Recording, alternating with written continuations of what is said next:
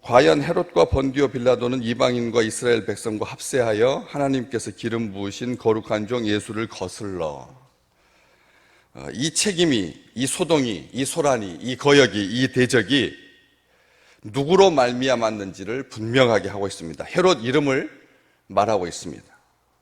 본디오 빌라도가 합세해서 이방인과 이스라엘 백성과 합세하여서 하나님께서 기름 부으신 거룩한 종 예수를 거슬렀다라고 하나님께 보고하고 있습니다. 기도하고 있습니다. 우리 조심스럽죠. 그러니까 이런 사태를, 이런 억울한 일을 실명을 거론하면서 하나님 앞에 기도한다라고 하는 것이 만약 잘못해서 거짓된 정보를 가지고 하나님께 기도했는데도 불구하고 이것을 말하면, 방송에 잡히면, 기록으로 남기면 이걸 가지고 얼마든지 대적들이 역으로 걸어서 오히려 낭패를 보게 되고 힘들게 되는 그런 일들을 우리는 생애 가운데서 너무나 자주 봐왔습니다.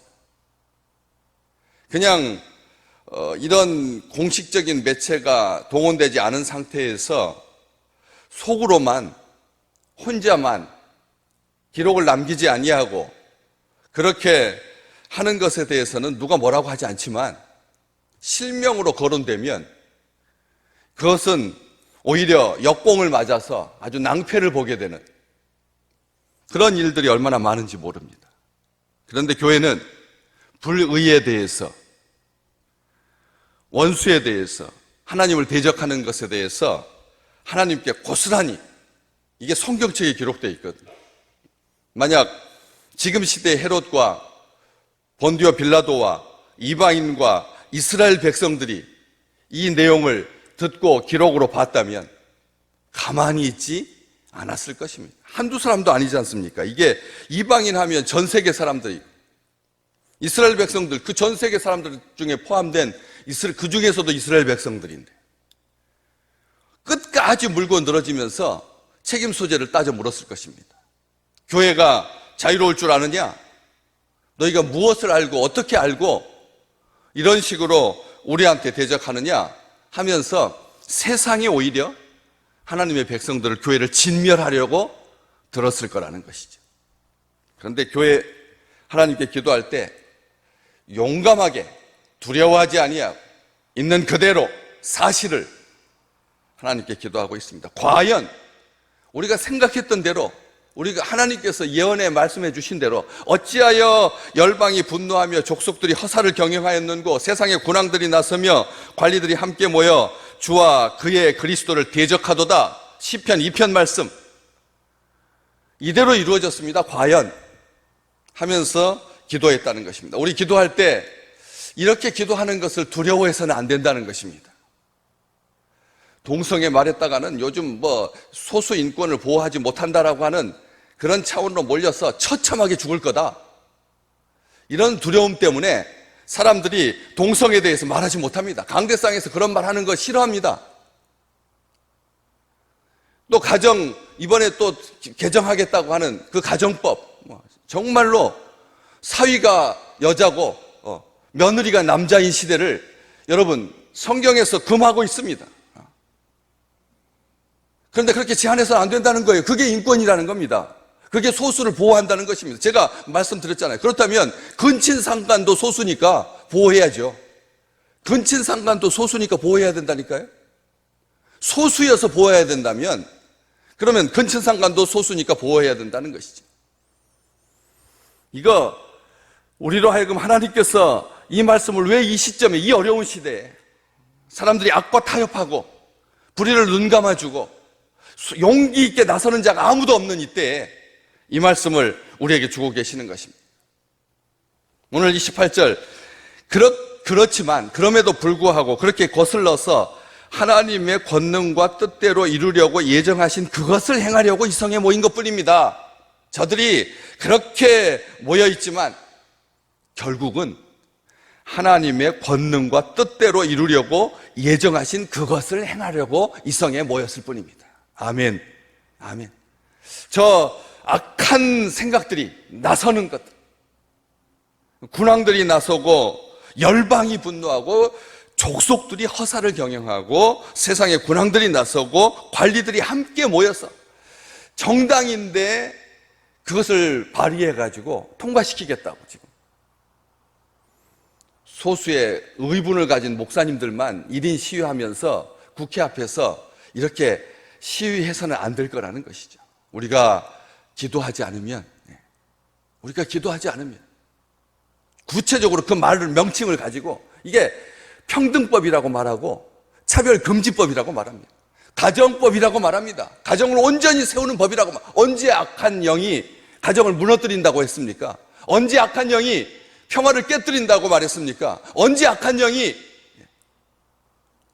평등하지 않는 불평등이라고 말하면서 그런 법들을 세상에 냈었습니까? 오히려 더 우리보다 평화를 사랑한다고 하고 우리보다 더 소수인권, 소수자를 보호한다고 하면서 더 공교하게 사람들을 얽어서 그렇게 죄의 길로, 멸망의 길로 이끌지 않았습니까? 우리는 분명히 기억해야 됩니다. 하나님의 전에 나온 주의 백성들이 우리가 기도해야 될 것이 뭡니까? 오늘 하나님의 권능과 뜻대로 이루려고 예정된 것입니다. 그런 악한 것들까지도 오히려 건축자의 버린 돌이 부딪혀서 깨지고 기록 가루되어 흩어지고 소멸되어서 없어지고 말았던 것처럼 주제이신 이 세상의 권능에 이 세상의 하나님의 뜻이 하나님의 권능과 하나님의 뜻이 이루어지는 것이지 하나님께서 절대적인 주권과 영원한 통치로 권세와 능력으로 그것들을 다스리지 사람이 부딪혀서는 이루지 못한다라고 하는 것이죠. 통치의 수단일 뿐입니다. 하나님의 뜻을 이루고 하나님의 나라가 이루어지는데 걸림돌이 될 수가 없다라고 하는 것입니다. 악을 변화시켜서 선을 이루시는 하나님께 기도하시기를 주의 이름으로 축복합니다. 우리가 기도해야 합니다. 단군상 대책 문제를 위해서 지난 주일날 기도했습니다. 단군상이 단순하게 우리 조상의 신화를 미화하고 그리고 어린아이들에게 소망을 품게 하려고 하는 그런 조각이 아닙니다. 학교마다 세워져 있는, 초등학교마다 세워져 있는 이 단군상들이 하나님의 주권, 하나님께서 다스린다라고 하는 것을 거스리는 거죠. 예.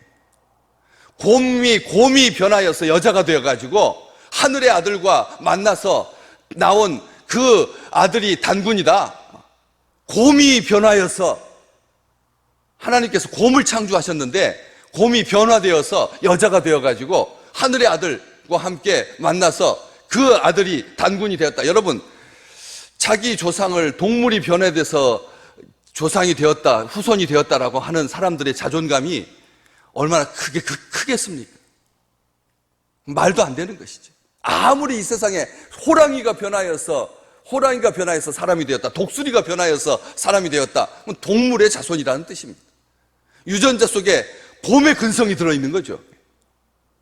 그래서 물고 찢고 핥히는, 사람을 죽이는, 좋은 쪽으로 아무리 생각하려고 해도 그렇게 학교마다 세워져 있는 그런 우상 숭배의 잔재물이라는 것입니다. 우리가 그냥 어렸을 때 그냥 동화인데 추억을 아이들로 하여금 꿈을 절대 그렇지 않습니다. 이런 모든 것들 우리가 기도해야 하는 것입니다.